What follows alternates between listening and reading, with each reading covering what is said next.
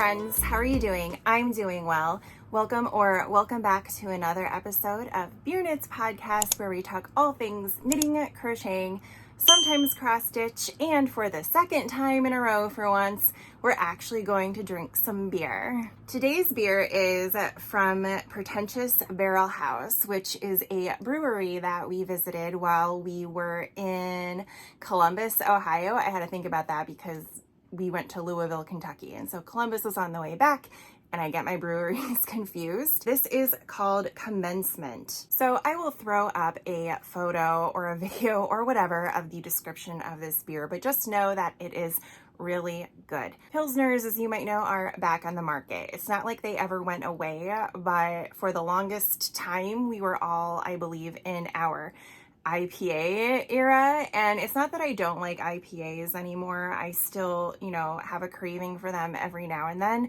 but they really just oversaturated the market. Although I have had some really good Pilsners over the past few years, I am excited that the standard Pilsner is on its way back. The brewery itself was really cool. We enjoyed the vibe. It looked like it was in, I don't know what you'd call it, but it reminded me of a brewery that's local to us that was in a local, like an old firehouse where you could put the doors up. So my guess is it was maybe an old garage or something. I could look it up. We're not doing that today.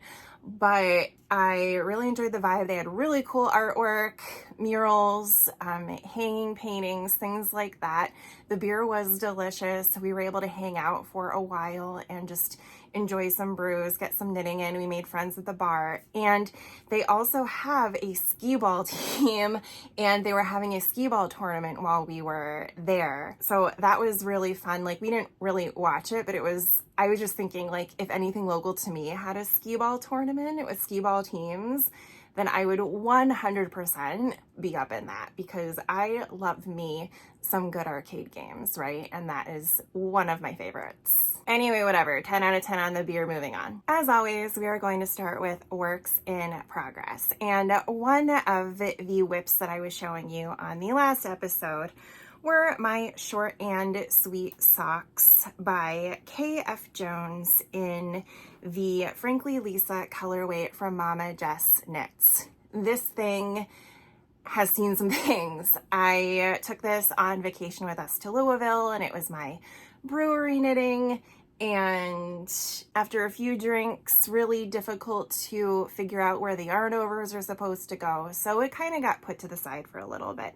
However, as you know, it is summer sock camp and whips are allowed, so I'm taking this opportunity to blow through these socks and see what I can get done. Hopefully a lot this weekend. The pattern itself is called Short and Sweet, and that means that the leg is actually supposed to be quite short. I do prefer a longer leg. This is still shorter than a lot of the socks that I will knit for myself, but I still really like it. It's essentially just alternating yarn overs on certain rows. I believe people are using this pattern to make strawberry themed socks, which look really cool. They were really easy. They were really fun to make. And of course, I have now started the second one. So you can take a look at that here. One of my favorite things about it, as I mentioned before, is this unicorn butt progress keeper that I have been using for this project. I figured no time like the present to use a unicorn butt progress keeper, am I right? I have finished the cuff and a little bit of the leg.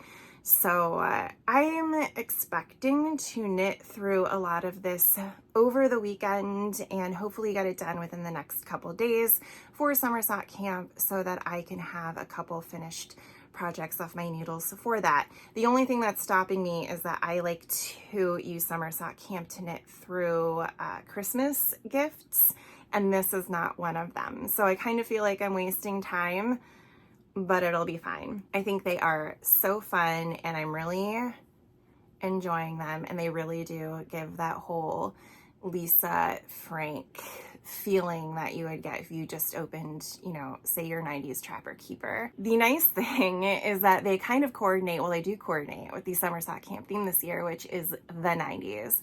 And if Lisa Frank doesn't scream the 90s to you, then I don't know what does. because this is it. I'm really looking forward to finishing these up in the next couple days. Gotta find something to binge watch and be lazy to this weekend so I can get some of this done. The next whip that I have is barely started, and I don't even remember the name of the pattern, but I will of course put it here. But these are a pair of socks that I started for Scott's mom. It is using the Butterfly Garden colorway from 3 by the Sea Designs on their Sanibel base, which is glorious to work with. If you have never worked with their Sanibel base before, I highly recommend it. It is so soft, so luxurious. And his mom really likes butterflies. So I thought, you know, I mean, not that this necessarily screams butterflies, like she's not going to open it up and immediately know, like, oh, butterflies. But I thought the fact that it was called Butterfly Garden, you know, I could include the label and she could see that, like, I took inspiration for her gift from the name of the yarn. I think she's really going to enjoy these colors. And I'm trying a new pattern by a new designer for these just because it looked interesting. There's like a cable-y sort of lace pattern that just goes down the front, which I think will look really nice. I am using this Progress Keeper from Charmed and Dangerous. That is a little fox. He reminds me of our Pomeranian Ziggy. So every time I see a fox, I'm reminded of Ziggy, and I thought I also have to get this. But like I said, really not too much progress on this. I started them this morning because, like I said, with the Lisa Frank themed socks, I feel like I'm wasting time if I'm not knitting on Christmas gifts. And I know that knitting is a hobby and it's supposed to be fun and it's not supposed to feel like a chore. And it's not that I necessarily feel like it's a chore. I just feel like I'm not making progress if I'm not checking things off my list. So anyway, here we are. So I've got 2 socks on the go. This is what the yarn looks like. Is it not gorgeous? I feel like I say this every week, but I have been working with a lot of yarns that are not necessarily in my usual palette, and this is one of them. But I'm really happy about it. With these socks in particular, not only am I using a pattern that's different, I am doing a slightly different cuff. My standard socks, I always start with just a long tail cast on 64 stitches 2x2 rib. However, this past Christmas, when I gave my mother-in-law her socks, she loved them and she wears them. She says the cuff is a little too tight. That's fine. We're going to experiment. The leg and the foot, totally fine. So I don't want to increase my stitches and make it too loose. So I consulted the geniuses of the Crazy Sock Ladies members Facebook. So if you're a member of her channel, you get access to her Facebook and you get access to a lot of people who are also obsessed with socks. And I fleshed out my dilemma and of course got a lot of different ideas. I am trying one of them. We'll see what happens. And then if this doesn't work, then we will try some of the others. But I'm taking the advice of someone who says that they have the exact same issue, which is, again, that just the cuff can very frequently get too tight. The rest of the sock fits totally fine, just the cuff can be tight. She said, and a lot of people recommended, that I do the German twisted cast on, which I haven't done in a while, so tried that. It does make a huge difference. So I might start incorporating that into all of my socks moving forward, because I knew how to do it and I've done it before. For some reason, didn't realize what a big difference that it made on the stretch. Maybe because I haven't been looking for it. I don't know. But I did German twisted cast on, and I also cast on 68 instead of 64 stitches. So German twisted cast on, 68 stitches, 2x2 rib. And then as I'm getting into the pattern, I decreased back down to 64 on a rest round, like a setup round, before getting into the pattern. If you have any suggestions or if you have encountered that issue in the past, I would love to hear how you've gotten around it. But for now, this is what we are going to try, and I think it might work. I think it might work, just looking at this and feeling how stretchy this is right now, and how wide it goes. I think we might be okay, but I would love to hear how other people have gotten around this issue as well. My last whip for this week sadly has not gotten a lot of love because it was Memorial Day. We had people over multiple times over the past weekend. And summer sock camp started up, so I kind of put this away a little bit, but it's going to probably work its way back into the rotation as I get bored making socks. That always happens. I'm a Gemini. We get bored with everything. This is my Lily's scrap blanket using the Haunted Mansion Countdown from Fangirl Fibers from this past Halloween. So the last time we talked, I was here, and I've added like 1.5 colors since then. So like I said, not much progress on this, but it is still a wonderful little knit that I'm looking forward to working on again once I get the summer sock camp stuff out of my system. I think we know how that goes. Like, you're really looking forward to something, and so you just knit on that, and then eventually like you're done and you need a break. This is gonna be the project that I work on when I need a break. It is just wonderfully mindless, and so I'm looking forward to getting back to it. I do keep it on the couch next to me in case I just don't want to work on socks or something, or if I had a particularly rough day at work, which was every day this past week. So I just keep this next to me in case I need a break from the mental load of that. On to finished projects. I have a few this week. The first is this granny stitch bandana from a designer that I also don't remember, so I will have it written below, but KNITS on her videos has made a few of these, and I thought they were really cute, and I was in the mood for some instant gratification. I wanted to work on something before I went to bed, but I just really wasn't in the mood to knit on socks. So I picked this up, and it is so easy, and it is so lovely. I used scrap yarn. This is Blueberry. I think it's just Blueberry from Yarn Cafe Creations. I believe it's one of her My Little Pony colorways, and it's her Biscotti DK weight that I had lots of extras from after knitting some Christmas socks. I think it was 2 years ago, so it's just been sitting there doing nothing. And I was like, okay, well, it seems like I have enough to make one of these bandanas, and I did. The only thing that I didn't have enough for was the border and the ties. So for that, I used leftover yarn, and I forget what it was called, from when I knit my ranunculus. It is a pretty sort of light aqua teal situation that I used for the border and the picot edging and the tie. My goal was to wear it for Memorial Day. It actually ended up being way too hot outside. This would have caused me to melt. The yarn isn't cotton, and the pattern says to use cotton. I didn't use cotton. I think even if I had, it would have been too hot to have something on my head. We were all melting. Long story short, we live in an oven. Anyway, I do really, really, really like this. It is so simple, such instant gratification. I believe it's also free. So if you want some type of head covering in the summer, like while you're gardening and what have you, then this is probably perfect for you. Next up, I have my finished Prom Queen socks by KF Jones in Arkansas Yarn Company's Knit Tea Natty colorway.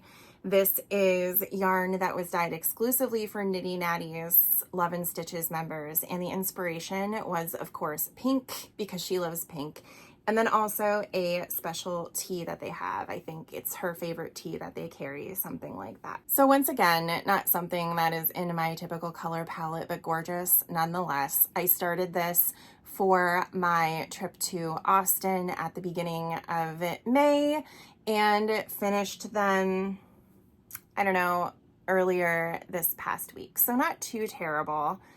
And I think they're absolutely, absolutely lovely. I don't think you can see it too well, but it is on a sparkle base. Yeah, I don't think you're going to be able to see it, but it is a lovely sparkle base. It is very sparkly, in the way that it picks up the light in person just makes me really happy. So it makes me sad that you can't see it, but it is on her sparkle base or their sparkle base, what have you. If you want to get yarn from Arkansas Yarn Company, then make sure to check out the sparkles, because it is one of my more preferred looking bases for sparkly colors. there you have both of them. And super, super in love with these. So you can tell on these, I did the long tail cast on, and when you go to do this, there is stretch, but it stops. That is a little bit different now on the ones that I did with the German twisted cast on. And I don't know, I'm really happy about it. I do think it's gonna work. These are perfect for me. But, you know, for other people, if I'm going to give them away, maybe I do the German twisted cast on for them. My last finished project to show you is one, I guess two, that I am really proud of just because I really like what they look like. And they are another set of fairground socks using the vintage Christmas colorway from Freckled Whimsy. These are part of her Christmassy yarn club that you get every month, and everything is always Christmas themed. And these in particular are ones that I really enjoy. They're actually, I would say, in my own Christmas palette with the pinks and the mints and the hints of brown and whatnot. So I really like them. I am debating keeping them, but they are going to be a gift. I do have another set of her Christmassy yarn club sitting waiting to be knit, and another one is on the way, so I'm looking forward to seeing what that looks like because they are just so beautiful. If you haven't checked out any of Freckled Whimsy's clubs, then make sure to. It is well worth it. They're absolutely lovely, and the fairground socks are the perfect socks for self-striping yarn. Like, they practically knit themselves. These just appeared out of nowhere in a week, and it was glorious. So definitely recommend checking out that pattern if you are a big fan of self-striping to begin with. This just mixes it up a little bit from maybe a regular vanilla or some other patterns that you might have tried in the past. This is my preferred pattern for self-striping socks now. Please, please, please, please, please check out that pattern as well as Freckled Whimsy's yarn clubs because they are all wonderful. I'm also doing her Halloween yarn club, which I have one of those and I have another one coming. And once I'm done with knitting all of my Christmas gift socks, then I will be going to town on those. That is everything in terms of what I have been knitting since the last time I saw you. A couple really cool things. I met up with my knitting group last week, I think it was 2 weeks ago, and we had a special guest. It was Brianna of Little Wolf Knits, and she brought a ton of yarn for us to look at and buy. So I came home with enough sweater quantities of yarn to make another second Av sweatshirt. I should probably finish my first one before I get on to those. But that was a really cool experience. We were all really excited to meet her and, you know, touch all of her yarn and fiber in person. And we met Michael. We got to meet Michael, and Scott was very excited about that. Like, he got to drink beer with Michael, and like, that's just been something that like we've wanted to do since Vlogmas, I guess. So that was really fun. I'm looking forward to having another meetup soon. We are doing a beer garden that I really like for my birthday, which is on June 16th.